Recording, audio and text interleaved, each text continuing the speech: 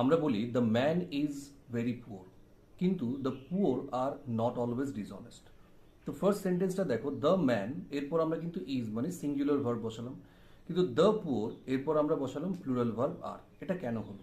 মনে রাখতে হবে, কোনো অ্যাডজেক্টিভের আগে দ্য বসে যদি সেই অ্যাডজেক্টিভটা পুরো ক্লাসকে কোয়ালিফাই করে, তখন আমরা সবসময় প্লুরাল ভার্ব বসাবো।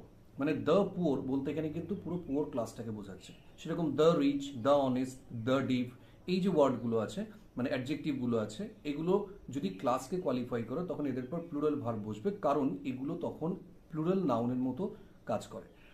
কিন্তু মনে রাখতে হবে, এই অ্যাডজেক্টিভগুলোকে আমরা কখনো প্লুরাল ফর্মে ইউজ করতে পারবো না। মানে আমি বলতে পারবো না দ্য পুয়ার্স বা দ্য রিচেস, বিকজ অ্যাডজেক্টিভকে আমরা প্লুরাল করতে পারি না। আর একটা ব্যাপার মনে রাখতে হবে, এই অ্যাডজেক্টিভগুলোর পর যদি নাউন বসে তখন কিন্তু ভার্বটা ডিপেন্ড করছে ওই নাউনের উপর, সিঙ্গুলার হবে না প্লুরাল। যেমন দ্য পুয়ার ম্যান যদি বলি তখন কিন্তু আমরা ইজ দেবো, কিন্তু দ্য পুয়ার যদি থাকে তখন আমরা আর দেবো। আমি তোমাদের দুটো কোয়েশ্চেন দিচ্ছি, তোমরা প্রত্যেকেই কমেন্টে লিখে জানাবে কারেক্ট আনসারটা।